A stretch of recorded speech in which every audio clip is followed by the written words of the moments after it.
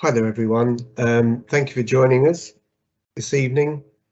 My name is Yogi Amin. I'm a partner and I head up the Public Law and Human Rights Department, National Department at Irwin Mitchell. So you're joining here today, myself as host and some panelists. First of all, we've got Matt Rossiter, who is a senior member of the Great Britain rowing team. Do you want to say hi, Matt? Yeah, thanks, Yogi. So hi, everyone. My name's Matt. I'm 32. I live in Henley-on-Thames, and I'm a full-time rower on the Great Britain team. I was at the Tokyo Olympics this summer, and was in the privileged position of coming fourth in the men's coxswain 4, which I guess is quite relevant to this evening, as that's thrown up a load of obstacles for me personally and the guys I was in the crew with.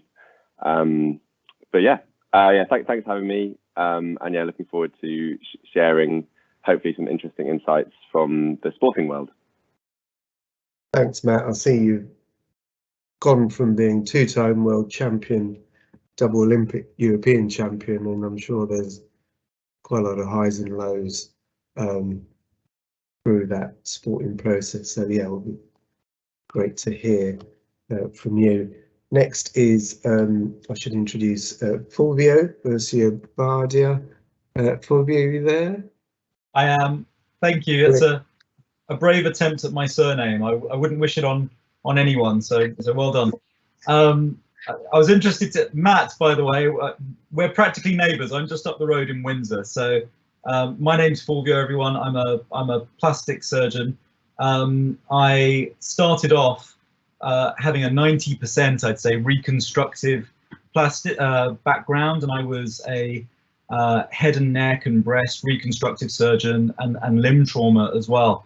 On the day I became a consultant, instead of the celebratory meal out that had been planned, I put 4 fingers back on someone. So that was where I came from. And as time has gone on and I left the NHS, went into private practice full time, and I've flipped that on its head, and I'm now almost exclusively aesthetic rather than reconstructive. I love the challenges that brings. I've opened my own clinic in the meantime, and we have further plans afoot. I love the patient contact. I love the psychology of what I do, as well as the technical challenge. Who knows, maybe some of that will come up tonight. I hope I'm able to contribute somehow to this great discussion. Thank you, Fulvio. And your CV includes award-winning titles for Cosmetic Surgeon of the Year, but also dealing with life-changing surgery for people who are affected in the aftermath of civil war in Sierra Leone. So, quite a wide range of experience there, I think, you bring to today. Next is Mark Boone. Mark, do you want to introduce yourself? Yeah, hi Yogi. Am I live? Yeah. Great stuff. Yeah. So I'm Mark Boone. I'm a GP. I work in Conisbrough, which is in the Doncaster area. It's we cover Conisbrough and Dennerby was an old mining village that obviously suffered a lot during the closure of the pits, and obviously it's quite a deprived area that I work in. I grew up in Spalding, actually, originally in a pub, and I was the first person to go off to university from my family. And I sometimes pinch myself to say I can't actually believe where I am, actually sitting there as a doctor in surgery and thinking it's great. I've been working there for about 20 years now. I trained down in London, but moved up to Sheffield. I live in Sheffield, so I know Yogi's a friend, really.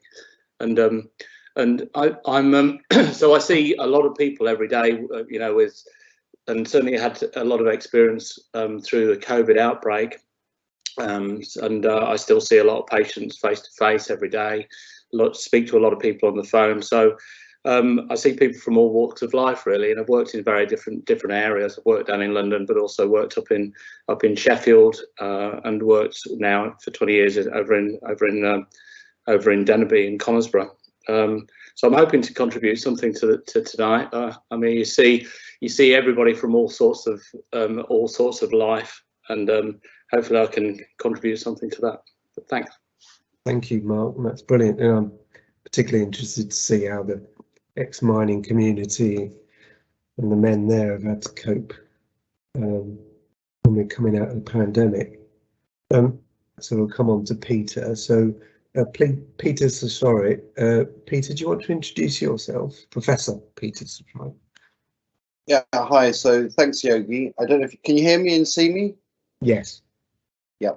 Yeah, I'm a professor in medical oncology at Barts. I run a busy trials practice as well as service work, and also a lab at the Barts Cancer Institute. My main focus is on a disease called mesothelioma, which you may or may not have heard of, but it's basically an asbestos-related cancer. So 90% of patients have some sort of contact with asbestos, and then years down the line develop very aggressive cancer. Actually, it has the notoriety of being the worst 5-year survival in the country in the UK. Not only do we have the highest death rate in the world from this disease, we also have the worst survival, just around 7% at 5 years, as published by Public Health England recently. And unfortunately, most of the patients are men, probably 90% or so are men, and that certainly reflects my clinical practice. And it's because men work in industries, particularly in shipbuilding, carpentry, electricians, plumbers. We are seeing it more in office occupants now, but certainly the majority of patients are men, and it's a devastating disease. So certainly can focus on that as part of the theme today on Men's International Day. Thank you, Peter. It's very, very helpful and very wide range of experience there. And finally, Matt Finch. Have we got you, Matt? You're on mute. I am here, yeah. Thank you, Matt. Do you want to introduce yourself? I'm Matt Finch. I work for the Methodist Church as an ordained Methodist minister, but I come this evening as a trustee of CALM, Campaign Against Living Miserably, the suicide prevention charity, which originated as a male suicide prevention charity.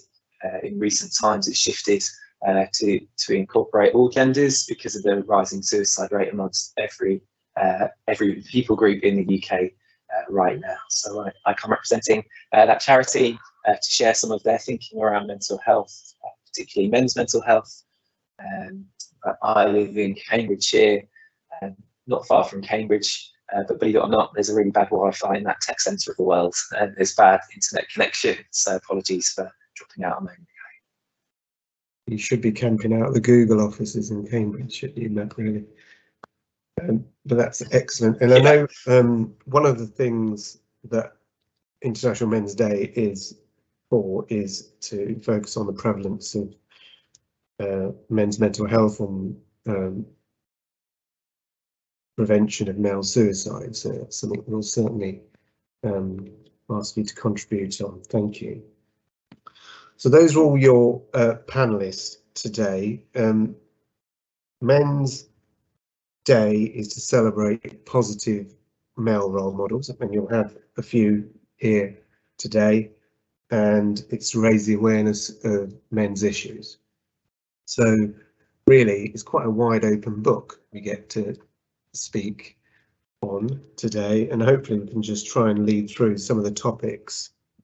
The topics are the challenges that men face, the impact of COVID and the pandemic, which we all very much hope is very much behind us, or certainly soon behind us, and how to make a positive difference to men's health, well-being and lives. So quite a wide range. And just to kick us off, I was asking myself this lunchtime really what would be the first topic that I would think of, and it's probably because I've just finished a book, a novel I was reading, which was called All the Lonely People by a novelist called Mike Gale, and the topic was loneliness. It was about a Jamaican man in South London who, in his elder life, when his wife died, how lonely he became and removed from his friends, etc., and then the impact on him of being lonely and then reaching out to the community.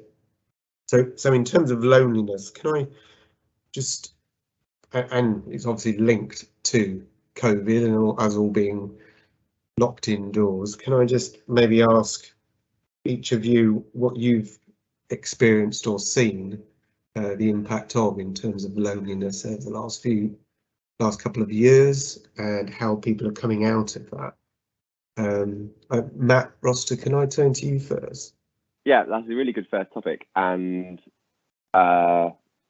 before I say anything, my sister, I've got an older sister, she always says something that I think is really lovely, and that being alone is very different to being lonely, because I kind of struggle to be kind of in my own thoughts and with myself sometimes, but other people don't find it hard. So just because you're alone doesn't necessarily mean you're lonely, and some people can recharge from having time on their own. But yeah, loneliness is an interesting one, and like I've said, I really enjoy being with people.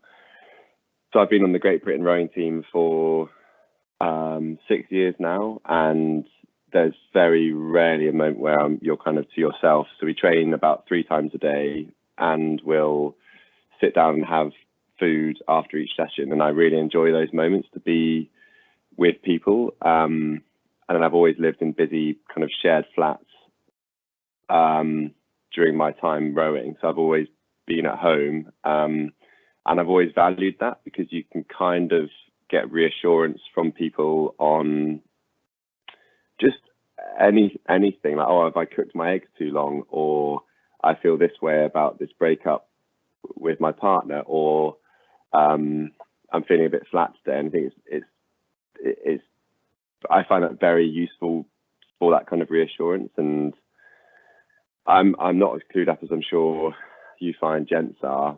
But I watched a film called I can't remember what it's called. Michael Caine lives in this really grotty council estate in East London, and he has a mate who's the guy that plays Finch in Harry Potter. Anyway, it's a really nasty council estate, and the guy who used to play Filch is so miserable and lonely because his wife died, and that struck me that it's really tough. Like, say you're used to living with someone, and then all of a sudden that person's gone. And yeah, it can be incredibly isolating. And yeah, so from personal experience, like, I think I'm lucky that I'm surrounded by a lot of really great people. But yeah, for sure, there's people I know, like even one of my teammates, he's just moved into a flat on his own. And I kind of worry for him sometimes, because he struggles with his own head sometimes. And I often try and check in with him, because I think it's tough. Like, you'll have, like I said, silly questions in your head, and if you're just for a little bit of reassurance, and the way I help him, and perhaps other of my friends that I know struggle, I'll message them and just say, how's it going? And with some people, I've got a particular friend who's been depressed and has self-harmed in the past. I'll just text him saying, how are you doing? And he knows that's code for, I care about you, I want to know how you're doing. And I think it's good, like, in their own team, everyone is quite open to talking about things and kind of sharing how they feel. But there's always more to do, and I think there's so much in kind of just being a bit more open. Anyway, sorry, I've rambled on there, Yogi. But yeah, no, if I'm honest, I haven't really talked too much, experienced too much about loneliness myself. So I'm just rambling. But I'm interested to hear about what you said about the culture of openness and people happy to talk within the team. How do they create that culture of just people being able to chat and be open? Because in some areas they say men are quite reluctant to talk. I think, as I said, I'm 32, and I think my generation are gradually starting to, the word in my head is get it, but that's the wrong word, kind of just to be a bit more open. And obviously, I think sport has been quite kind of forward thinking. We have a team psychologist who works 3 days a week, and she's there to look after people's well-being and also help with your performance. So I, for example, get very nervous. So I've gone to speak to her about how to be less nervous and work through some breathing exercises to help calm me down. But also if you're just struggling, she's there. And then there's also, we have a kind of a lead psychologist who can refer you on for more specialist support. But I think people, I think just gradual popular culture, people are kind of drilling home the message that it's okay to not be okay. And I'm sure other Matt will know far more about this. But I think, of course, some people are reluctant to kind of admit that they're not okay. And so before we came onto this, you said what challenges do men face? And I've thought about this long and hard. I kind of came to the conclusion that humans face very similar challenges, regardless of sex, sexuality, race, or maybe not. Okay, maybe not like completely, but like general issues everyone will face.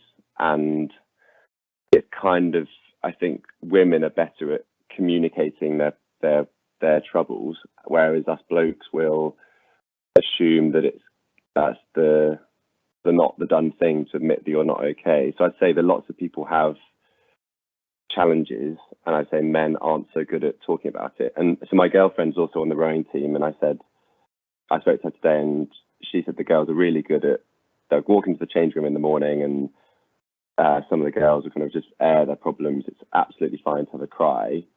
So Yogi, I said, we have a good culture in the men's team, but actually compared to the women's team, we're nowhere near as open as they are. But I still think that everyone looks out for each other. So say some of my friends come in a bit quiet, I say one of the kind of caring of the group will be like, oh, are you okay? And I think that just takes time, and perhaps it's like a generational thing. And also, like, from the top, we've had a few workshops. I don't know if anyone's done a mental health first aid course. I could see a few nods, and that's kind of just looking out for people. And it's not if someone's crying in the corner, it's just if they're a bit quiet, or even if they're a bit hyper, like something might be going on in their life, and could do with an arm around their shoulder and ask them how it's going. Yeah. So I think, in answer to your question, I think it's taken time for the culture of just checking in on each other. And ultimately, if people are happy, they'll be training better, and hopefully, I mean, our boats will go faster at the end of the day. It's interesting what you say about being open and a generational thing as well. Forgive me for coming to you, Peter, next, because can I ask you what your view is on people's openness to speak, men? So yeah, I think certainly my interactions are men tend to be less forthcoming, and often that's in situations where the wife then comes in, let's say, and then adds to the history, you know, that the husband's been keeping away from them. So certainly I think men are less verbally or vocalizing some of their concerns, and that also comes out sometimes. I know when there are interactions outside the hospital, you know, there may be a home visit. Maybe that's partly driven because of time issues. I think you know, there's consultations in the hospital are obviously restricted in terms of time. There's a large volume of patients coming through, so that might be a factor. I think, you know, reading some of the patients' reports that I read, what, particularly in the context of legal work. You may know, I'm sure, mesothelioma is also an industrial disease, so there's also litigation involved. And if you read some of the reports in detail, there's a lot more that comes there out from the emotional aspects than perhaps we're informed about. I'm sure that's the case, informed in hospital. So actually, when it's written down by the patient, I think they open up a lot more, and that's clear actually from some of the reports I read. Thank you. Mark, can I just turn to you, because on the question of loneliness, how have you seen the different generations of people coming in and out of the GP surgery in the last year or so? Yeah, it's interesting. I think just talking about it reminded me of a chap who doesn't come in to say that he's lonely, but you can tell that he's lonely because when he's in your room, he doesn't want to go. Actually, he talks and talks, and you suddenly realise actually that and I'm having to say this actually to some of the trainees that I have, that if you find that this particular person is coming to see you a lot and talks, and you don't seem to be getting very far, it may be actually that they're lonely because they haven't got anybody to talk to at home, and they just come and want to speak. And in fact, interestingly, this chap actually has got somebody at home, but the person who's with him has got dementia, and so he doesn't, so during the lockdown particularly, it's been really hard for him, so he's been at home having to care for his wife, where it's been incredibly hard. And he was always a very, very active man, always wanted to go out for walks, see people in town, and he wasn't allowed to do that, so it became very difficult for him. And in fact, he was one of the chaps that I continued to see face to face during the lockdown, even though I didn't need to actually. He could have been on the phone, but he always wanted to come in and speak to you. And I think the older generation of men, I suppose you tend to find that the women tend to outlive men generally, in inverted commas, but not always, obviously. And the men, it's always surprising actually that they find it very difficult really being on their own, I think, guys, after losing their wife. Because that's the other thing I always notice, that you can always tell it's the anniversary, because they sometimes come in and see you after almost like a year. I've started to record actually when a bereavement, I go, bereavement wife, and it's really surprising. You go, oh, that's interesting. It's been a year since you lost your wife, and you've come in and see me. It's almost like they've got something, and I think it's almost subconscious actually. They don't come in and say that they're lonely, but deep inside, and I think that's something to do with men not always wanting to talk about those things openly, and certainly in an older generation, less so. I think the other group I've noticed over the lockdown has been the people who are working from home. Actually, that's been tough. Really, they've moved people out at home, and they're having to work on their own on calls like this. We're not getting together, not talking, and it's been really hard for people. I think it's harder than I think people recognise, and I know we're all focused on not getting COVID and death rates from COVID, but actually you wonder the morbidity of the isolation and the perhaps the loneliness that's been created through the isolation of people may have more of a knock-on effect than we appreciate, really. And those statistics aren't always open, like the daily reading of how many cases there are and the death rates and the number of people we lose. And I think that is something that we and of course because I think men have probably suffered quite a lot with that, really, having to staying at home, certainly in this kind of sort of working. Well, you yourself, Yogi, you've had the same, haven't you? I mean, I've noticed that I noticed that when we went out for our first book group walk together, I thought you hadn't seen you for a long time, and you looked like you'd been going, like you'd not seen the light of day for a while, and it's quite hard. I guess the other thing it feeds into is like how people cope with that loneliness, and I guess alcohol problems has crept in for people. That's been pretty hard. I've seen, we've seen a lot more people who are turning to drink. The brown, the brown bins are slowly getting fuller and fuller with drinking at home, and that's been hard. I've seen quite a bit of that in general practice. How to cope with loneliness, and people do. That's good. I want to come back to that social prescribing as well. You're right, that first book club walk we went on, I was pretty giddy for having got out of the house after many months. But it's those groups that kind of keep you going, I think, for a number of men. That's really helpful. Fulvio, did you want to touch on any of those points? I think I'm still unmuted. Yeah, there we go. Yeah, thank you. I was really interested to hear a lot of that. It made me think of my dad, and my mum sadly died young. I'd say. I mean, she wasn't so much older than I am now, as I think about it. So very very young, I like to think. And my dad is a stoic, older generation Sicilian man who will just get on. He's a bit of an ox, and he'll just keep on going. And it took probably, I would say, 4 or 5 years into my mum's death for him to say the words, "I'm lonely." And he clearly was lonely. And it's difficult because you can open up lines of communication, and it's with my dad, and I wonder if others have similar kind of paternal relationships, but it can be like getting blood out of a stone.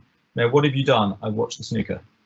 Was it good? Yes. I mean, it can be, it's positively painful. But actually, he's not a great communicator, and they say, this is a male-female stereotype, but it does tend to be the women that hold the social glue of the relationship together. And I see this in my own relationship with my wife. We all go out to events and parties and meet friends, and 100% of that will have been arranged by my wife. And often they'll be my friends from university or whatever, but it's been arranged by my wife. And when my dad lost that arranger, the sort of, he would do the same. He would trot on very happily to the social engagements made by my mom. And when there was no social secretary anymore, of course, she was ever so much more than that, but when that role was gone from his life, he didn't replace it himself. He's never really stepped into that, and it's now been many years, and he's had the occasional girlfriend. It's hard to talk about a girlfriend in their 80s, but a girlfriend, and occasionally we will visit. And my dad is both my parents were Sicilian. And he tans incredibly easily and incredibly well. And I'll be looking at my incredibly brown dad in February and say, "You've got a good tan." Yeah, it was nice weather last week. Yeah. I would take it at face value. My wife will look and say, "You didn't get that tan in the garden." Says, been here and there. Where have you been, John? This is all my wife. If it was me and my dad, that's where the conversation would have stopped. Where have you been? Well, I went to Brazil. When did you go to Brazil? I went to Brazil I came back 2 weeks ago. Who's in Brazil? My girlfriend is Brazilian. And so it goes. So it's interesting. People can surprise you with their robustness, their resilience, but actually it's difficult to break down those barriers of communication. And the last thing I'll touch on, I guess, is what's fascinated me for some time is these blue zones around the world where people have higher than expected survivals. Sardinia has one. There's a place in the States where there are a few pockets, about half a dozen or so in the world, where people just live longer than expected. And when you look at those areas, they have a few things in common. They have they often are physically demanding. So, for example, hills to climb, and no way of getting around that. And they often have very tightly knit, close-knit communities, high levels of social cohesivity. And it's always made me wonder whether this communication difference, this ability to communicate, and the difference that, you know, Matt alluded to, Mark alluded to, that we see between people forming communicative networks, and I certainly experience, is something to do with the male-female mortality that we see. You know, men die younger, men die more affected by COVID.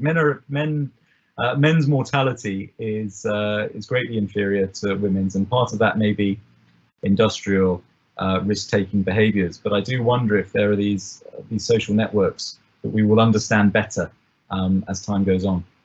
That's really interesting, and we'll definitely come back to the blue zones point because I'm really interested in that. Matt, can I bring you in, Matt Finch, on any of those topics and on loneliness and what your charity has seen? Do you want to touch on any of that? Yeah, of course. So in terms of Calm as a charity, they're on a helpline. That's one of the biggest pieces of work we do. And the two key issues. So during COVID, the helpline demand was doubled.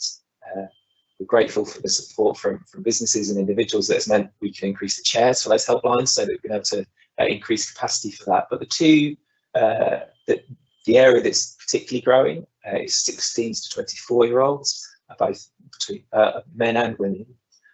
But the two things that they are often presented are self-worth and belonging. This sense of I don't belong anywhere. Nobody knows about me. Nobody cares about me. It would be better if I wasn't here. But there isn't that sense of I belong in a community, in a place. Some of that was to do with young professionals living alone during COVID, feeling completely isolated, just having a Zoom screen or a Microsoft Teams meeting to go to. But also before COVID, there was this sense amongst 20s to 40s that they were feeling very lonely, that they just spent their days working and then going home and having nobody there. So I do think it's an issue amongst the elderly and the older generations, definitely. But it is the younger folk as well that are presenting loneliness as a really big factor in their mental health and well-being. And from a local level, one of the things I'm involved in is something called Calm Town, where we're trying to be a town that takes mental health seriously as a community, because rather than allowing people to fight on their own quietly, actually a community owning mental health and well-being is really important. It's not about everybody being an expert, it's about mental health first aid training, but it's about streets getting to know one another.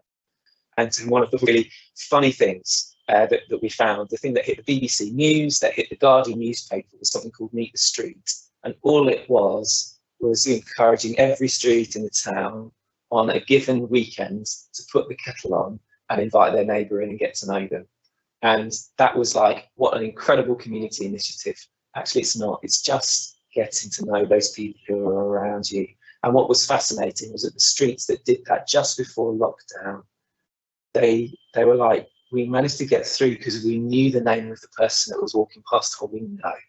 We knew we'd had a conversation with the person that walked by on the other side of the street, safely distances. And not only did we know them, but we were known as well, that we were in it together. And I think community belonging is a two-way thing. We can often say, oh, I'm lonely, but actually we're those that are involved in shaping community. That's about accountability and sharing and knowing. But it's great wisdom in the room. I don't want to repeat what others have said. Yeah, and has your charity, you said the numbers have gone up in your charity. Are they seeing just a year-on-year increase? I mean, what was it like during COVID in particular? Yeah, so it's doubled. It's doubled during COVID, the demands. I don't have the statistics to hand, but it's amongst every sex, every people group, every socioeconomic background. There is demand. It's increasing. They say that around about 119 people a week take their life in the UK. 75% of those are men.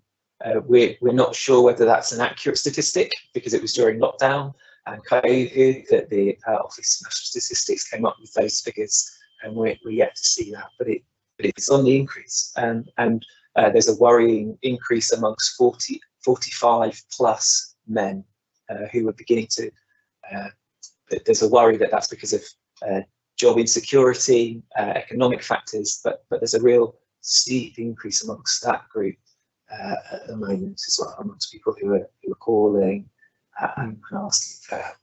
It's interesting because you've got 3 medics on the call here, so I should ask the question of you all. But the question of social prescribing comes up. The question of clinical prescribing comes up when men are presenting with serious mental health problems or risk of suicide. I mean, what's your views on the most effective sort of way of tackling in the non-clinical approach? It's that social prescription. Mark, do you adhere to that? Yeah, I see a lot of people. Obviously, I mean, it's incredibly common, depression in general practice, and certainly there's a strong association with deprivation as well. You know, in our area, we've got the highest amount of depressed patients in South Doncaster, actually. But it's very hard. I mean, obviously, it's funny, isn't it? Because depression is such a broad term, and it can mean some very different things to, different treatments work for different people. I think in general, the things that people do that are helpful are moving out of isolation, which the social prescribers are there to try and help. They're very practical people. They try to look for local groups to go to. They support the individual to go and look for things to do, dealing with debt, dealing with other difficulties, people who may be out of work, who sort of try to feed them into voluntary type work, not necessarily work, but voluntary stuff that might lead them to work. So there's a lot of focus on that from the social prescribing, and I think that's like a really good and healthy way of doing it. But obviously, from as a doctor, we do prescribe antidepressants as well, and that can be very effective for a lot of people, actually. But not for everybody. It's bit horses for courses. Sometimes you can be quite surprised, and that it hasn't worked well. But for some people, it works incredibly well. And I wish I knew who it would work for certain and which one it would work for. But you can't always tell. It's quite tricky, actually. But I think groups of people and supporting and getting out and about is the way forward. But a lot of people end up. I mean, I've got quite a number of patients who daren't even leave the house. Really stuck indoors, frightened to leave the house. It's awful, really. And some people have terrible situations and terrible lives. They can't. Stuck in poverty. In very difficult circumstances. So, and that, antidepressants can't change that. You can, but social prescribers may be able to help and support people to try and manage. Depression itself can be a bit of a chronic disease, really. It's chronic. It can be a bit of a chronic illness that people are living with. It's a bit like the black dog of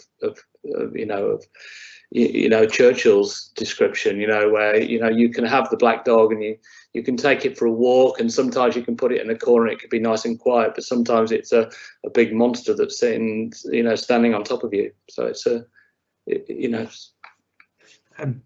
Thank you. And Peter, from your patients that you see, I mean, clinical interventions that we were talking about with Mark, is that something you see as a bit of a stigma or that you shy away from? Or so just thinking about my population of patients, with terminal advanced cancer, it's actually for most patients, it's not depression so much. It's actually that they want to live. They've been given a diagnosis that in some of them, literally it's 4 to 6 months survival at the worst end of the scale, to maybe 18 months at best at the other. And my challenge is trying to pull out tricks out of the hat what's the next treatment? They want to eke out as many, weeks or months that they can get. So, I'm just thinking about my own experience. I've been in practice for 25 plus years, and I know more doctors who've committed suicide than I have patients, to be honest. 3 to 1. I mean, it's not, it's still low ratio, thank goodness. But yeah, so, I find my patients very inspiring, I have to say. They've got a major terminal illness, and a lot of them are remarkable in the way they manage to cope. So hats off to my patients, really. In terms of prescribing, it's quite interesting because we've got a very diverse panel here. But one of the things I always think very helpful combating depression is sport. Particularly team sports.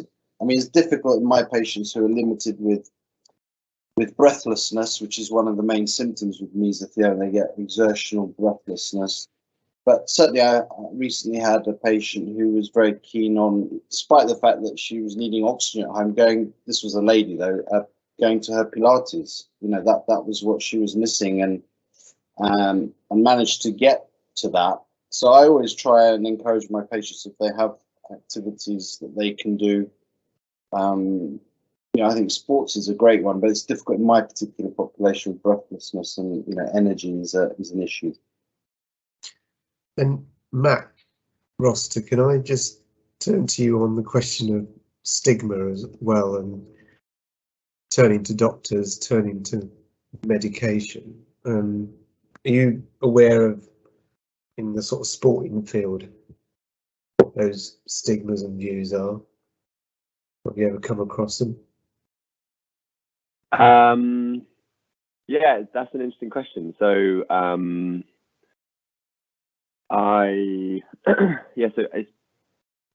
season works every October. The season will start. We'll train hard through to Christmas, and then we'll have selections through January to March. And we'll do races abroad from April till June, and then the World Championships each year is in August, and then it's the same for 3 years, and the 4th year is the Olympic Games. And I've often really struggled when we have 3 weeks off. And it is exactly what happened to me during the kind of COVID pandemic, where your routines, your structure, your social life, your endorphin hits of whatever your thing is. And a few years ago, I had a real kind of dip.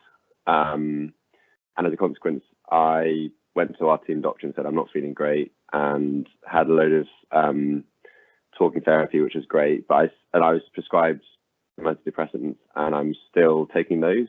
And I was really scared to go on them, as I was like, I don't want it to kind of upset my brain chemistry. Like, I'm me, I don't want to be different. And I found that really hard to come to terms with, but it is what it is. Like, I feel like I was a bit off, and what I'm taking is not a very high dosage, but kind of keeps me alongside other things. But I don't know how Mark would see it, but I still speak to a therapist, as I feel like, to me, that is the kind of the tonic, the medicine, and the medication kind of just keeps me going. And like, I'm very lucky, like I'm well. I'm not on a bad end of the spectrum, but I feel like it gives me the kind of headspace to tackle the bits in my head that need addressing. But I think it's difficult, and I think, like Mark alluded to, it's different for each individual, and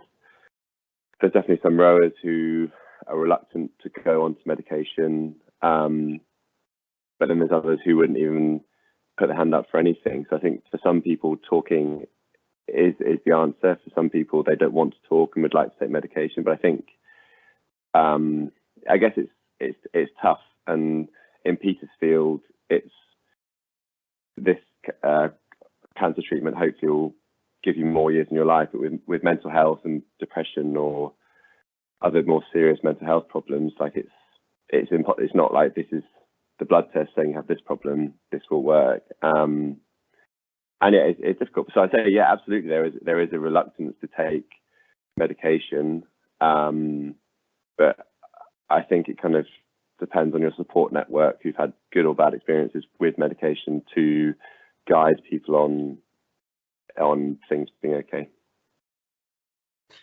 Yeah, I mean, I guess those in sports have got your natural kind of endorphins and highs and lows. And if you're out of your structure, you were saying it's just very difficult to adjust. But you've got sports psychologists on the books as well, haven't you? At sort of high elite level. I think we're very. I think we're very lucky, and you'd think a sports team is having physios to keep your bodies in shape, but it sounds a bit Buddhist. But like your body and mind is one. We are one thing, and it shocks me that places of work don't have psychologists like we have physios. Like you guys have been hired for your wonderful brains, and why on earth aren't there people to help tweak your wonderful brains to make it works for everyone? It would yoga would help your company hopefully get more out of you and help you as a person to hopefully be happier. Or and I hope that they'll in years to come this will be kind of natural, and maybe sport is one step slightly ahead. But even we have a sports psychologist, like I said, 3 days a week, as we have a nutritionist, as we have a sports scientist, as we have physios. There's still a resistance to seek help, and I'd say the women's squad are better at seeking help where compared to the men's squad, and we're so lucky to have that support. It's free. That there's literally a door you have to knock on and go for a chat. But yeah, I think like we said, there is a real kind of hurdle in men to admit that it's okay to not be okay and to chat things through. And to other Matt, it was quite interesting you say that young people are admitting loneliness. I wonder if that's because where loneliness is throughout society, but it's the younger lot who are happy to come forward, where there are some lonely people in the older age range who are reluctant to say that they're not kind of happy. But so I'm rambling on again, but if that makes sense. Matt Finch, you want to come in? I think one of the good things is that young people seem to be taking this seriously and are wanting to talk about emotions and feelings, and I think some of that is to do with good education. So I think it's great that my 10-year-old is learning mindfulness, and that yoga is being promoted in the school, and that they're learning to talk about feelings and emotions. So I really hope that is the case. Picking up on the sport side of things, one of the things that Calm has realised is really important.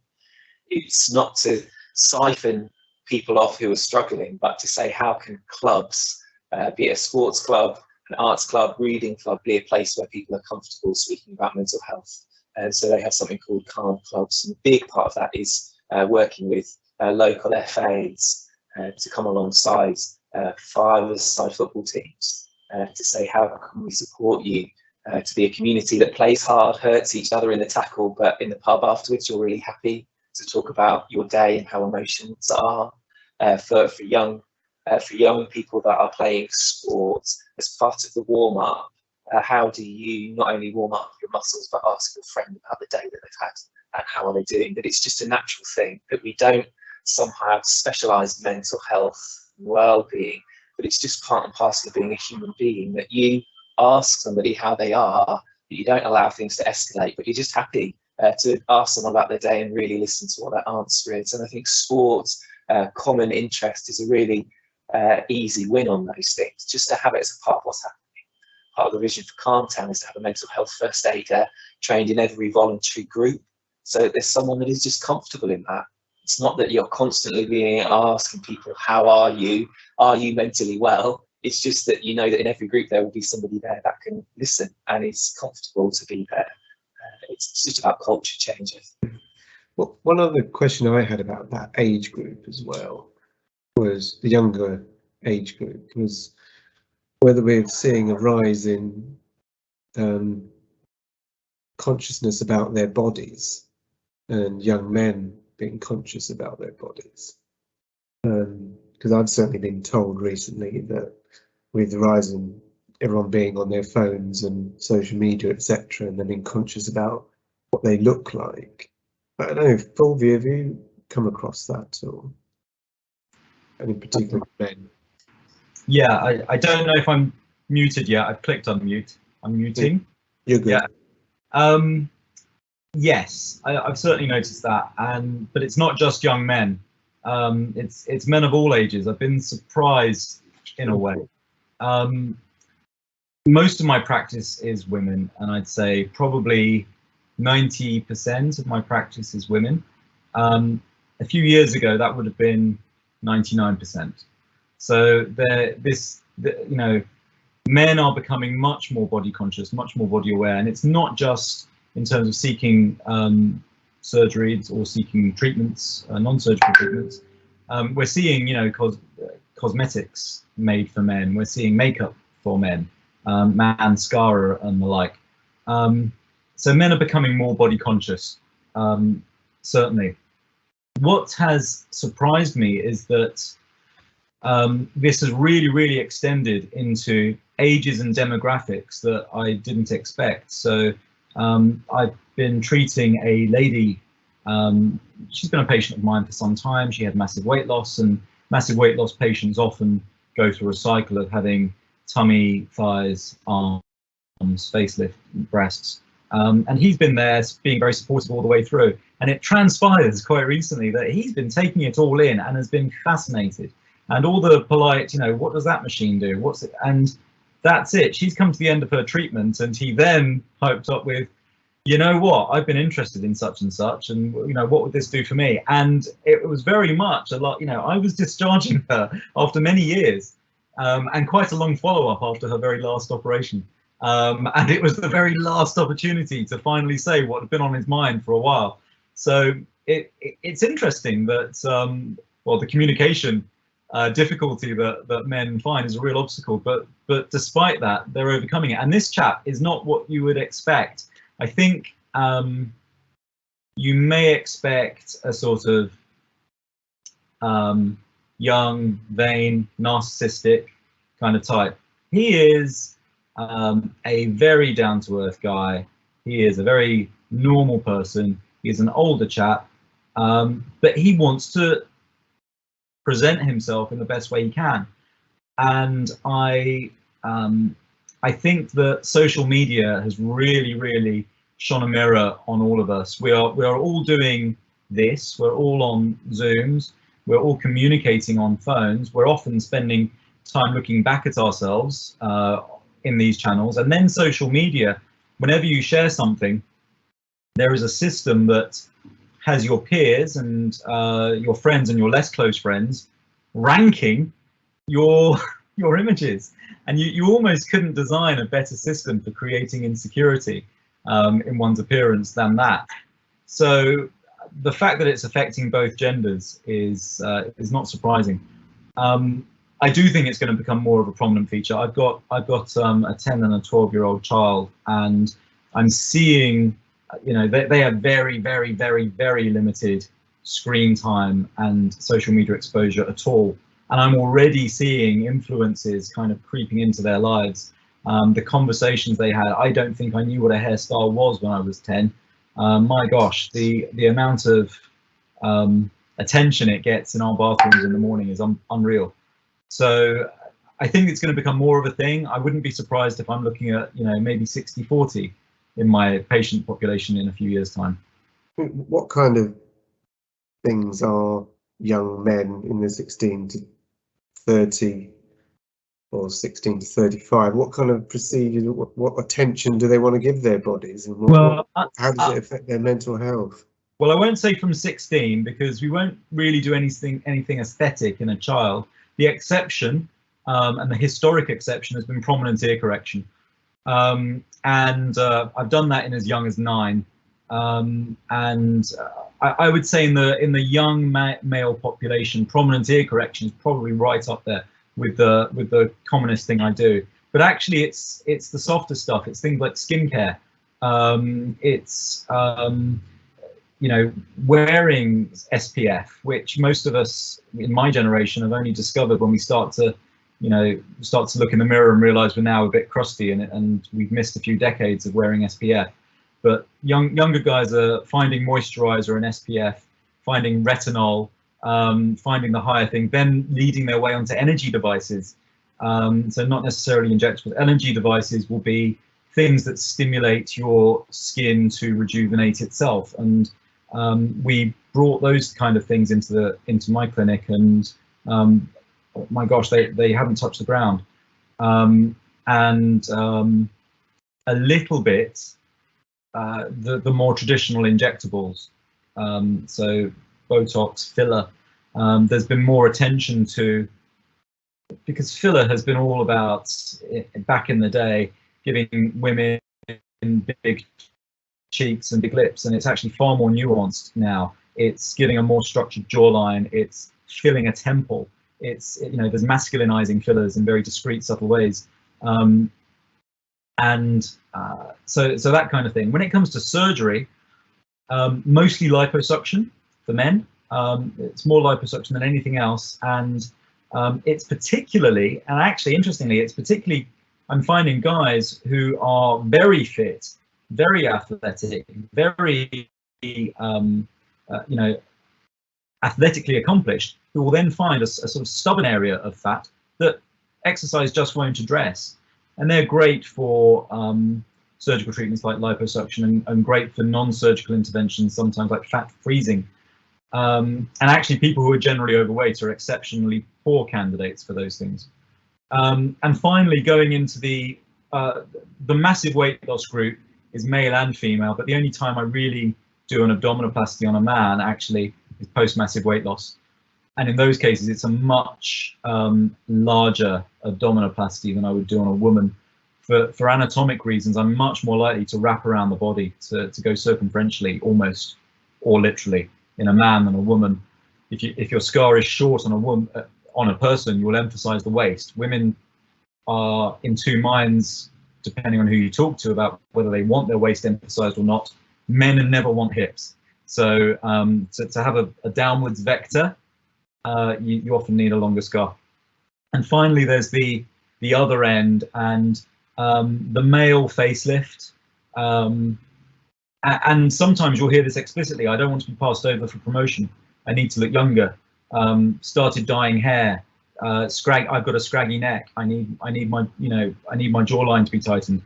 And some men who are working older seem to be feeling very, very, very conscious of the sort of younger competition snapping at their heels.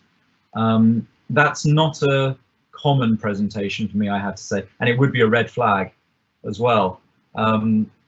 There's a principle at work with everything I do, which is that external attribution of the outcome is a very bad prognostic sign. So if anyone's going to rate their outcome based on what someone else thinks about it, it's a lose-lose situation. So whether it's a woman saying, I want larger breasts so my husband doesn't leave me, and then the husband does leave her, and the problem was never the breast anyway, but therefore the breast surgery has failed, or the man saying, I want a facelift so that I get a promotion, and then they don't get a promotion.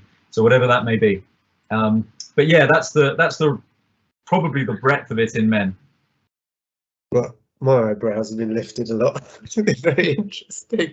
But can I just stay on the clinical theme just for a minute? I promise we'll get a bit more buoyant in a moment. But men, Mark, it comes into the surgery, in particular, men's issues, because we're on Men's Day here, so this is the only time we get to speak about anything in particular that's focused on men.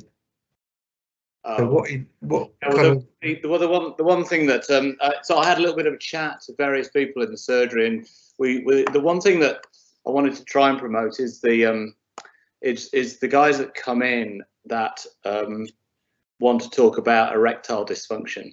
So because that's one of the big areas that actually there's very effective treatment for, but people feel dreadfully embarrassed to talk about, really. And so for that point of view, I just wanted to try and give it a bit bit of a promotion really, because it's fascinating really. I mean, guys, you know, fellas will come in their, you know, very often in their 50s really, will come in and they want to talk about something else, and then while they're literally, it was that classic hand on the door as they're leaving. Oh, by the way, while I'm here, Doctor, could I just mention something about, and they kind of go around the houses a little bit, trying to sort of tell me that they're having some difficulties in bed. And I think they're always a little bit shocked about how, you know, I said, oh yeah, come and talk about it. And then, you know, you kind of, so you start to go through the whole thing, you know, about sort of erections in the morning, and, you know, about relationship with wife, you know, wife or partner or whatever, and all the, you know, do you get a bit or a lot, or is it completely gone? All these kind of things. So, and it's fascinating really, because there's some very good effective treatment, but guys are very don't like to talk about it really, and I think there's quite a lot of people out there that have problems that don't come and talk about it.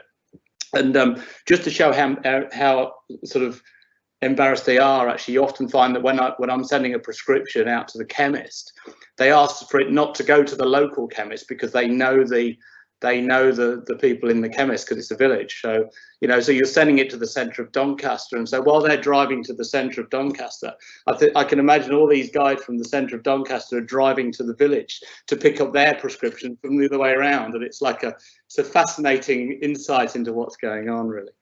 So, I mean, that's one sort of very specific male problem that's there, you know.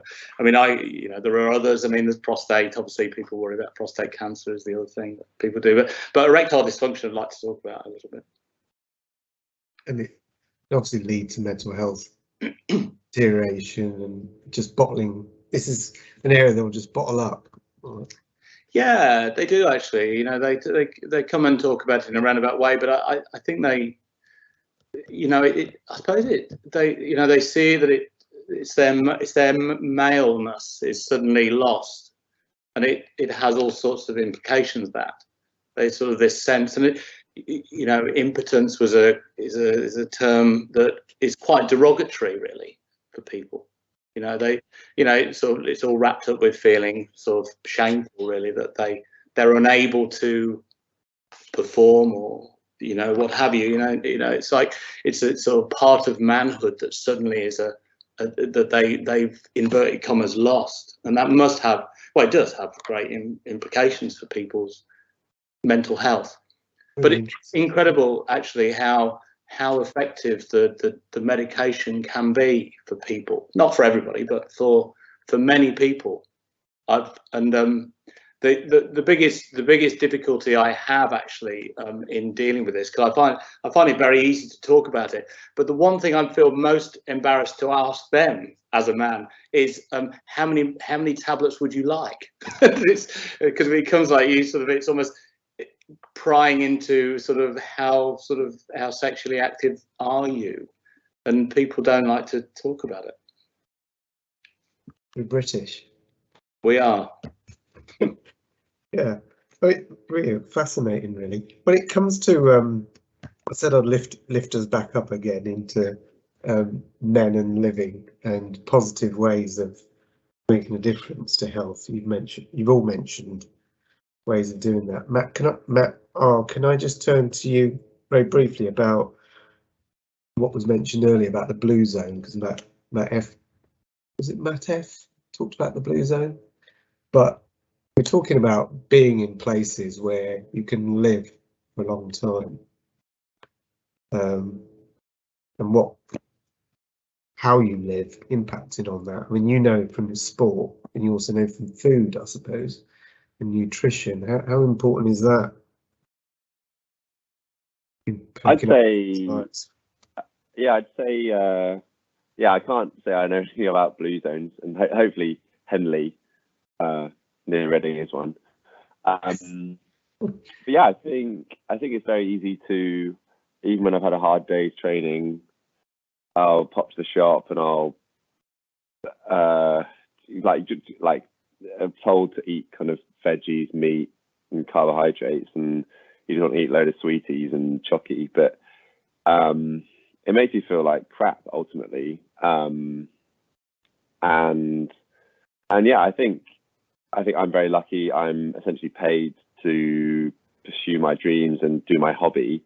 So I have a very wholesome lifestyle, and I get a real sense of purpose with what I do. I have a real close-knit bunch of mates that I do it with, and I'd say I'm very privileged to be healthy, and that's my job essentially. So I think for people who it's not their primary focus, it is difficult, but I think looking after yourself is doable. And I think I recently downloaded the app Headspace, and I'm not religiously good at sitting down, which is absurd, because I always tell myself, oh, I haven't got 10 minutes, but everyone can find 10 minutes in their day to basically slow down and focus on their breathing. So I think there's lots of, or even myself, I've just talked about looking after my body and my diet, but looking after your brain or your head and your well-being is really important. And if ultimately I'm miserable, even if for example, we won the European Championships in 2021, if I'm miserable, who cares ultimately? Yeah, I've got a medal, but if I'm miserable, I literally couldn't care. So I think it definitely all feeds into one thing, and it's not if you eat well you'll feel good, or if you go for a run you'll feel well, but I think of having healthy habits and lifestyles can only kind of help, and even if people are struggling, even kind of planning out your kind of weekly structure or weekly meals, or I'm going to do this, kind of putting your brain into planning mode, I find is really helpful to people who are perhaps kind of a bit stuck in their own heads and struggling. Thank you. Fulvio, it was you that mentioned blue zones, wasn't it? Because it's all about the olive oil. Is that what you're going to say? Or playing chess in the... Yeah, it was. So I'm afraid Reading isn't one of them. I'm sorry. I'm sorry to say. There's one Sardinia, but not the whole of Sardinia. There's one little spot of Sardinia whose name I can't remember.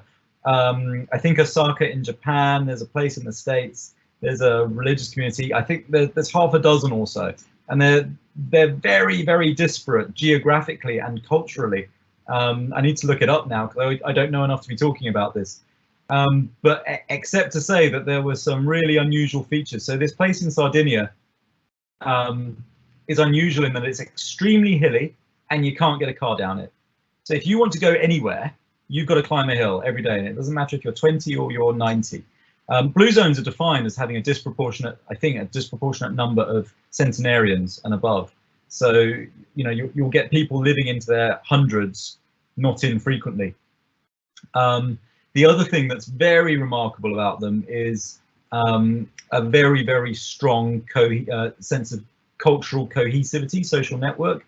And this is this is quantified by asking people how many people they have very close relationships with, very close being, who you would call if you were feeling sad. And these people are able to list double figures of such people. I can think of probably two. So it's just remarkable. And the point I made earlier was that I can list two, but I'm sure my wife can list a dozen.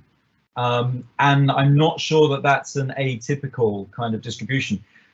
When we've been talking tonight, one of the things that keeps coming up, and I've kind of wanted to bang my head against the screen thinking, why are men such naturally less effective communicators on the whole? We know what we want to say, we know what we're thinking. We're supposed, the stereotype is one of strength and vigor and all of this, but we have to do a little dance in the GP surgery before we talk about erectile dysfunction, or a guy has to follow his wife into my consulting rooms for 5 years before he'll talk about what's on his mind, and it's frustrating.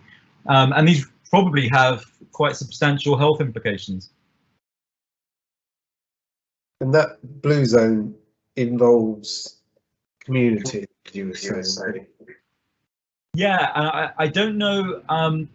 People have investigated this and tried to debunk it, and I'm not sure that diet has actually had such a strong relationship. I'm sure they don't have a terrible diet, but it's it's interesting that the US, I'm going to look it up now, but the USA has a blue zone. Let me have a look.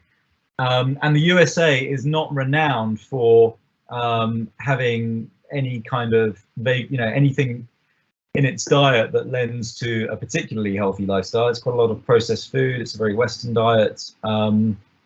You could speculate that Japan, sure, there's lots of oily fish. In some regions of Italy, there's lots of olive oil and so on. But where is this place? So yes, Loma Linda. It's an unmemorable place in California, in the USA. The others are Ikaria in Greece, Nicoya in Costa Rica, Sardinia in Sicily, and Okinawa, Japan. Those are the blue zones. The Melinda one is the Seventh-day Adventists. They have a higher, as far as I know, they're more vegetarians. But the other factor that you haven't mentioned, and actually it was a researcher from my institute, William Harvey at Barts, did actually look into this and got a nice paper in Nature. This is going back about 10 plus years. I'm relieved. He analysed the wine from Sardinia, area of Provence, Mendoza Valley as well, where there's also a group of centenarians, and also Georgia. This is out in, not Georgia, US, but out in Asia. And yes, there's very high content of polyphenols in red wine. So he got to drink all these bottles of wine afterwards, but it made for a cracking Nature paper. And yeah, basically the link was with polyphenols, very high in these old areas where, and also at high altitude, as you say, because Mendoza Valley is also high altitude. So yeah, there may be a factor to do with polyphenol content in the diet. Sorry, polyphenol, explain. So polyphenols are basically natural chemicals found in the skin of grapes. And well, it's actually in the seeds, I think, when they make the wine, and they've been linked to longevity. So people have been working on that for a long time, but there are conflicting studies. But that was a particular paper I remember linked to these areas, including Sardinia. One we can use to say we'd like to drink more wine. Yeah, especially from those areas. Fantastic. I think we're close to wrapping up, so I want to just give you each a chance to talk about one point you want to make, one takeaway you think you want to give people on International Men's Day. So we're all of an age, which means we've got our life experiences behind us. So what would you say to your younger self when you were 20 now, if you met him? Mark, can I come to you first? Yeah, go drink plenty of wine on top of mountains is what I'd probably say. No, I think what would I say to my younger self? I think everything in moderation and talk more to people. I think, or keep talking to people, have close friends, and I mean, one of the things. I mean, I moved to Sheffield about 20 odd years ago, as you know, and it felt until the book group, which we're in, the book and film group. I didn't know many people, and I think that more than anything has kept me going actually in Sheffield, and that's something to do with friendship and talking to people in a way that's actually quite open. I'm always amazed actually the conversations that we have, which are often more sensitive than I've had with people before. We do talk quite a lot. I mean, I've got another group of friends that I go, from medical school, and I meet up, and when I get home, my wife goes, "Oh, what did you talk about?" And I go, "I don't know." I say, "Oh, how are their kids?" "Oh, I don't know." And it's a bit like we talk completely superficially about absolute rubbish, and which is great, but actually doesn't really have anything. But the group we have, I think that's the thing I would say. Talk meaningfully and talk about your feelings with friends. We'll certainly see some tears on those evenings, absolutely. Matt Finch, can I turn to you next? What would you say to your younger self? Even though you're not old. Okay, yeah, it's all the Ritalin I use to keep my skin looking nice and fresh. No, I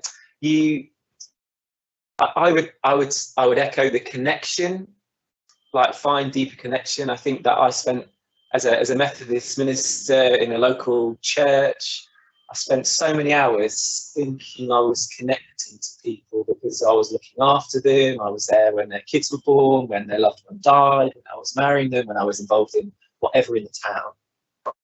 But I think as I look back now, I regret not investing in deep connection with people who were just there for me beyond what I did and who I was. And now I'm really pleased. I'm better for having really, really good friends that I can tell anything to. And I know they know what's up and they will mess around with me, but they will also know, oh, okay, that's not right. And that is something I wish I had perhaps in my 20s and early 30s. But yeah, I would say push into those deep connections. Don't think you're connected just because you're busy and you're around a lot of people all the time. That's a very different thing. I'm sure you'll give a shout out to religion as well, really. I think people are turning off religion. Yeah. Oh yeah, sorry about that. Yeah. You want to give a shout out to religion? If you want. Yeah, I mean, faith plays a very important part of my life. I'm here as a calm trustee, so I wouldn't want to peddle it too much. But the deep riches of contemplation, of having a philosophy that undergirds your life, rootedness in a community. Yes, I believe in the divine, but I do think there's some really good sociology around religion as well. It's about gathering. It's about people connecting with one another. But yeah, the practices of meditation and of stillness and of breath work have all been really, really great for me. And yeah, throughout my life, I would want people to find their way of expressing those in their life, that you're connected to something other than yourself, whatever that might be, the universe or God or whatever. Fantastic, Matt. Thank you. Fulvio, can I turn to you next? Yeah, if I were to speak to my younger self, I suppose something that I wish had dawned on me sooner was the value of experiences over stuff. And I can picture myself back, and you can have a couple of £1,000 blown on a television, and you think, well, the television's still there after that week, I'll go for the television. And that was very much my mindset. Actually, 20 years later, which one do you remember? A naff 20-year-old television you owned for a while, or that amazing holiday in which you met amazing people, you saw incredible places, you traveled, you did different things, you were out of your usual comfort zone. And I mean, for me, particularly travel has opened my eyes. You mentioned the time I had in Sierra Leone, and I've got to say, nothing that I think back to probably changed me so much as that, and my outlook on life and the perspective it's given me, and just to show me that the little corner of the world I'm very lucky to spend most of my time in is not the whole picture. So I would say, the value of experiences, the value of broadening one's mind. Stuff is great, stuff is fine, there's a place for stuff as well. But the ratio needs to be a long way from 80-20 to, well, 20-80, I guess. Stuff comes and goes, but it's the experiences that you can, in your latter days, they're what you'll remember. Thank you. Peter, can I come to you next? Yes, I would echo very much of what's been said already. I mean, in my life, I think, I don't talk about it a lot, but I think faith is, the most important thing, actually. You need to have a connection with something greater than yourself, and for me, that's God. Apart from that, on a more human level, I would say something that Steve Jobs was quite famous for saying: "Stay hungry, stay foolish." I don't know about the foolish bit, but certainly I think you have to stay hungry. And the other thing is, listen more. I think if I were saying that, we often talk a lot, but are we actually really listening to the person in front of you? And that goes also for patients as well. Brilliant. Thank you. Well, Matt, finally, can I come to you? What would you say to your younger self, your 18-year-old self? Make sure your hair doesn't fall off. No, I think all evening we've all talked about how us as blokes, there's this assumption that the modern day man has to kind of be the alpha male, and there's been lots of stories with Mark and Flavian of how we've kind of beaten around the bush. And one of my best mates on the rowing team, Jacob, has I hope this doesn't like upset cancer survivors or patients, but we always say bury your head in the sand and keep pushing until it forms a tumour, and very little will get better by burying your head in the sand, except maybe the wine in Sardinia. But problems don't often just go away, and they often will just kind of get worse by us not talking things through. So I think if I was to kind of talk to myself, I'd just say, just be open and don't be afraid to speak to people you care to. And then I also echo what everyone said, and I think Peter and Matt talked about faith. I think everyone has different beliefs, and I think you've just got to find your niche, be it your faith, be it throwing yourself into medicine or your legal career, or just to really find something that you love and throw yourself into it. And I think if you've got a real reason to be that, if you have a passion for collecting trains or doing like working for the bin removal services or being a doctor or being a sports person, if you can find a real passion that makes you wake up in the morning and say, I'm looking forward to today, I think that's what I feel very privileged to have that, and hopefully you guys also do with your medical careers. But I think that's super important. So don't bury your head, and like really throw yourself into something you love and feel passionate about. That's brilliant, Matt. Thank you. It's all been very, very enthusiastic. Well, can I just wrap up then by just saying thank you to you all. Thank you for contributing today, and thank you for being very, very open, which is great.